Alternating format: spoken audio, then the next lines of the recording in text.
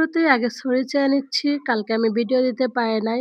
Really sorry বন্ধুরা। আমি এতটা পরিমাণে অসুস্থ হয়ে গেছিলাম হঠাৎ করে, যেটা আমি আপনাদেরকে বলে বুঝাইতে পারবো না। এর আগের দিন অল্প পরিমাণে সর্দি ছিল, কিন্তু কালকে এত পরিমাণে জ্বর, আমি ভিডিওটা এডিট করে রাখছি, শুধু ভয়েস দিব, সেই ভয়েসটা আমি দিতে পারছিলাম না। যার কারণে কালকে ভিডিও দিতে পারি নাই। তো প্লিজ সবাই আমাকে ক্ষমা সুন্দর দৃষ্টিতে দেখে আমার এই ভিডিওটা দেখবেন, এমনকি আমাকে একটু ফুল সাপোর্ট দিয়ে যাবেন। Hello everyone, good morning, welcome back to my new blog. কি অবস্থা সবার? সবাই কেমন আছেন? আমি আশা রাখতেছি যে যেখানে আছেন সবাই খুব ভালো আছেন আর সুস্থ আছেন। আর আমিও আছি মোটামুটি সেরকম ভাবে, এখনো সুস্থ হইতে পারি নাই। আপনারা হয়তো আমার কণ্ঠ শুনে বুঝতে পারতেছেন। তবে এই জায়গাটা না আমার খুবই ভালো লাগার একটা জায়গা। এই যে ভিডিও করা আমার খুবই ভালো লাগে, যার কারণে হাজার অসুস্থতার মাঝেও চেষ্টা করি আপনাদের সামনে একটা ভিডিও নিয়ে চলে আসার। ঘুম থেকে উঠে সকালে বাসি কাজকর্ম করে এই তো মেয়েকে রেডি করে নিয়ে এখন চলে যাব পরীক্ষায়। আজকে মেয়ের লাস্ট পরীক্ষা। আজকে পরীক্ষাটা দিলে ওর পরীক্ষা শেষ হয়ে যাবে। প্লিজ আপনারা কেউ ভিডিওটা টেনে দেখবেন না। একটু ধৈর্য সহকারে শুরু থেকে শেষ পর্যন্ত দেখবেন। আমি আশা রাখছি আপনাদের কাছে একটু হলেও ভালো লাগবে।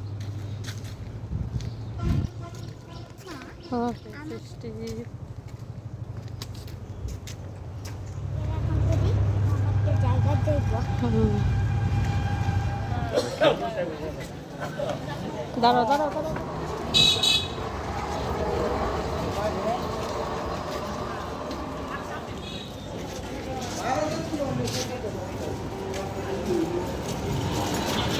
দেখেন আমি স্কুল থেকে আইসা থেকে এই যে বুড়ি একা একা বাদাম মা নিয়ে আসছে। বুড়ি একা একা চলে ফাইনালি একটু হাঁপ ছেড়ে বাঁচলাম। মেয়ের সেকেন্ড সেমিস্টার পরীক্ষা আজকে শেষ হইছে। তো পরীক্ষা থেকে আইসা হচ্ছে একটু চা করে নিছিলাম, একটু চা খাইছি। প্রচন্ড পরিমাণে শরীরটা খারাপ লাগছিল, কোনো কিছু ভালো লাগতেছিল না। তো একটু চা খাইলাম, খাইয়া এই যে জিনিসপত্রগুলো একটু ধুয়ে রাখতেছি। আমার মন চাইতেছে আমি কি এখনই শুয়ে থাকতাম, কিন্তু কিচ্ছু করার নাই। দুপুরে রান্না-বান্না তো করতে হবে। আমি যদি না করি তাহলে দেখা যাবে মা করবে। আর আমার সামনে মা এত কাজ করবে, আমার কখনোই ভালো লাগবে না। আমার মা এমনিতেই যে পরিমাণে কাজ করে, আমি যদি এখন শুয়ে থাকি দেখা যাবে কি সব কাজ আমার মাই একা করবে। তো সেজন্য ভাবলাম একটু কষ্ট হলেও নিজেই করি, তাহলে মা একটু হলেও রেহাই পাইবে। তারপরেও দেখলেন এই পুঁইশাকগুলো কাইটা ধুইয়া একদম পরিষ্কার করে দিছি। আমি জাস্ট রান্নাটা করতেছি। বেশি কোনো কিছু রান্না করতে পারবো না। এখানে ডাঁটা, আলু আর হচ্ছে ধুন্দল দিয়ে মাছের ঝোল রান্না করছি, আর তার সাথে মাছের মাথা দিয়ে পুঁইশাক রান্না করব। এই যে দেখেন আমার বড় মেয়ে ছোট মেয়ের অবস্থা, একেকটা একেকজনকে এইভাবে সাজাইয়া দেয়। এদিকে হচ্ছে একটু বসে রইছি, শরীরটা একটুকু ভালো লাগতেছে না। শুয়ে থাকতেও ভালো লাগতেছে না, বইসা থাকতেও ভালো লাগতেছে না। মানে কি যে করব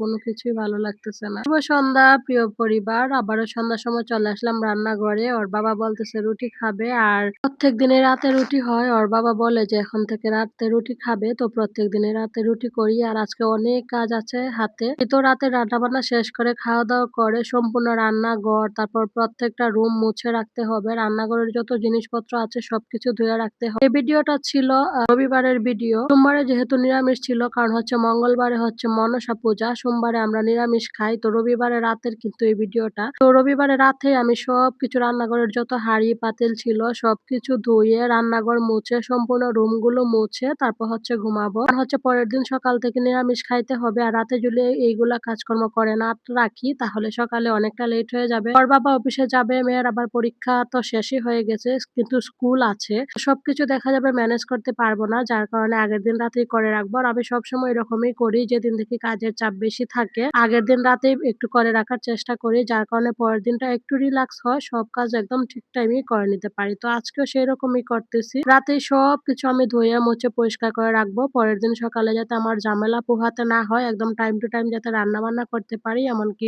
সবাইকে ঠিক টাইমে খাবার দিতে পারি। এভাবে রাখলাম, এর চেয়ে বেশি ভালোভাবে রাখার মতো এনার্জি নাই। তো এই তো সবকিছু ধোয়া মোছা করে একদম আমি রুমও মুছে নিছি। দেখলেন এই সম্পূর্ণ রান্নাঘর ক্লিন করে তারপরে এবার হচ্ছে আমি ঘুমাতে যাব। চলেন আজকের মতো টাটা। আর দেখেন বাহিরে এখন কি পরিমাণে বৃষ্টি শুরু হয়েছে।